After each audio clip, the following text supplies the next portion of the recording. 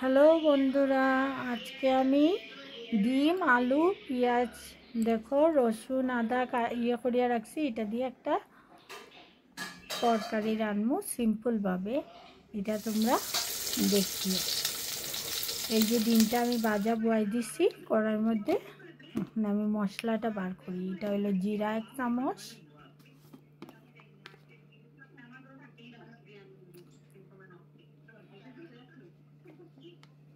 ধনিয়া 1 চামচ। এটা সব মশলারে আগে থেকে পাটির মধ্যে একলগে করিয়া আমরা জল দিয়ে ভিজাই রাখবো। মশলাটা একটু মিলি যাব। লঙ্কার গুঁড়া 1 চামচ,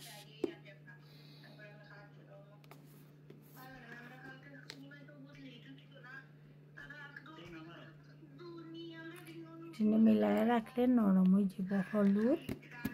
হলুদ 1 চামচ,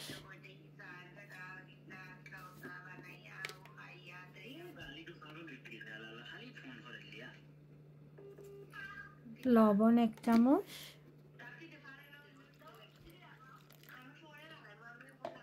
জল দিয়া এটারে আমি মিলাইয়া রাখি দিব। তারপরে এটা তরকারির মধ্যে ইউজ করব আমি।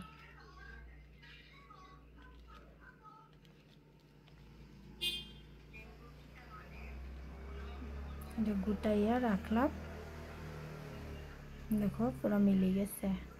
রসুন টিন দেখো আমি বাটিয়া রাখছি, আদাও বাটিয়া রাখছি, টমেটো পেঁয়াজ, এখন 2টা তেজপাতাও রাখছি, আলু টিনটে টিপি লাইছি, টিপি একটু স্ম্যাশ করি আর কি রাখছি। আমি তরকারিটা বয়াইলাম ওই কড়াইতেই বয়াইছি যে কড়াই ডিমটা ভাজা করছিলাম। তেল দিছিলাম 2 চামচের মতো। তারপরে দিলাম পেঁয়াজটা ছাড়লাম। তেলটা গরম হওয়ার পরে পেঁয়াজটা অল্প ভাজা হওয়ার পরে নেক্সট আমি ডালবো। দেখো তোমরা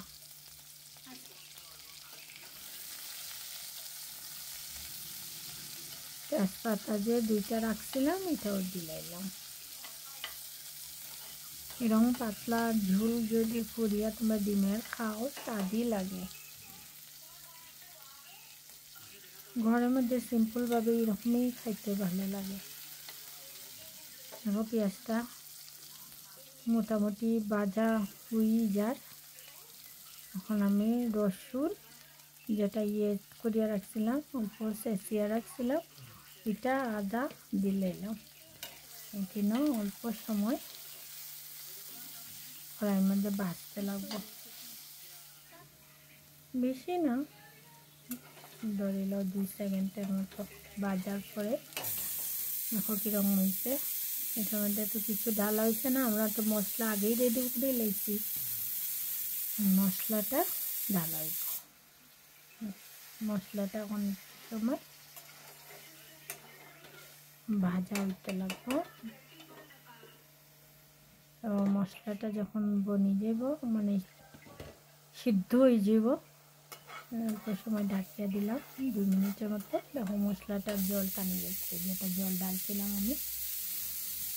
এখন এটার মধ্যে আলুটা ছাড়বো। আলুটা ছাড়িয়া আলুটারে অল্প সময় সাঁতলাইতে লাগবো। আলুর ছাড়ার আগে আমি একটু টমেটো ছাড়লাম, টমেটোর ইয়েটাও বাড়াই দিব, তারপরেই আলু ছাড়বো আমি।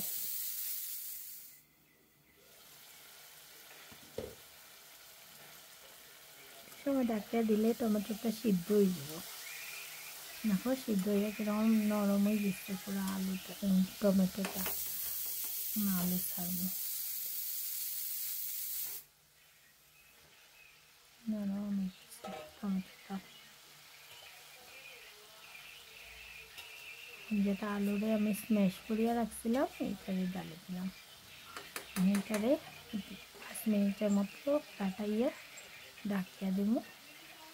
তারপরে এটা সাঁতলাইব। সাঁতলানোর পরে আমি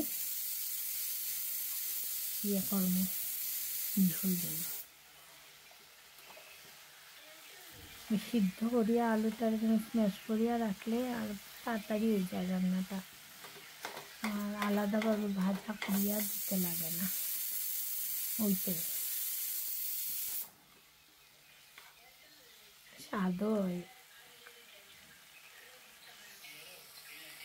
এটা একটু সাতলাইতে লাগবো, একটু টাইম লাগবে সাতলাইতে, কারণ এটা তো পুরো সিদ্ধ।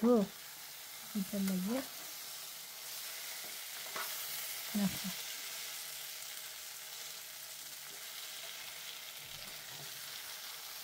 শুকনা শুকনা না, অল্প পরে পরেই ডাকতে ডাকতে আবার ফুলিয়া তোমার ঘাটাইতে লাগবো ভালো দিকে, নাইলে কড়াইয়ের মধ্যে লাগিয়ে যাইব, লাগিয়ে গেলে আবার জলার গন্ধ করবো। ওইটার লাগিয়া অল্প পরে পরে ঘাটাইয়া দিতে লাগে। এখন ডাকিয়া দিব, দেখো আবার 2 মিনিট হয়েছে। আলুটা মোটামুটি ভাজাই মতোই হয়েছে আর গিয়া, সাতলানি হয়ে গেছে। গাটিয়া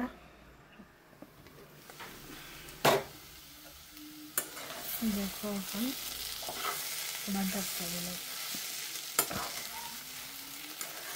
এখন দেখো 2 মিনিট ডাকতে দিচ্ছিলাম, 2 মিনিট পরে।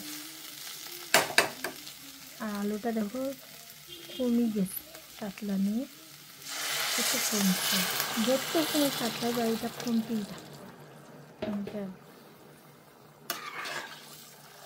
এরকম রান্না করলে একটু টাইম লাগাইয়া করতে লাগে, কিন্তু আমার তো অত টাইম নেই, লেগে আমি জল দিলাইছি। কিন্তু আমারও সাতলানি মোটামুটি আমার ওই গেছে, বহুতই কমে গেছিলো। জল দিয়া ঘাটাইয়া তারে আমরা ঢাকিয়া দিব। জাল ওঠার পরে 5 মিনিটের মতো, 5 মিনিট পরে দেখো কিরম জাল উঠছে। তরকারিটা সুন্দরভাবে জাল উঠে গেছে। এখন ডিমটা ছাড়লাম, আরও অল্প সময় ডিম দিয়া আমার রাখতে লাগবো, কারণ ডিমের ভিতরে অল্প ঝুল টুল ঢুকবো। তো এটারে আমি আবার ডাকিয়ে দিই।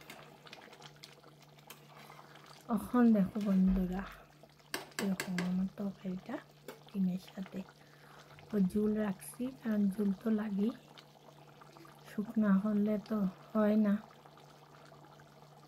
দেখতে কত সুন্দর হয়েছে না তরকারিটা। তোমরা যদি এরকম রান্নাটা দেখে ভালো লাগে তাহলে আমার লাইক করিও। এই দেখো তরকারিটা এখন ওই গেছে, লেগে আমি 1 চামচ গরম মশলা দিলাম। গরম মশলাটা দিলে তরকারির মধ্যে একটা আলাদা সেন্ট হয়। অল্প সময় ডাকিয়া দিব।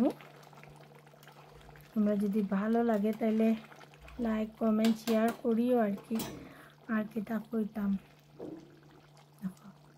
2 মিনিট রাখছিলাম, কারণ গরম মশলা গন্ধটা পুরো তরকারির মধ্যে তো থাকতে লাগবো। 2 মিনিট পরে তরকারিটা দেখো কিরকম লাগে দেখতে, কি সুন্দর লাগে দেখতে। এখন গ্যাস অফ করে দেবো।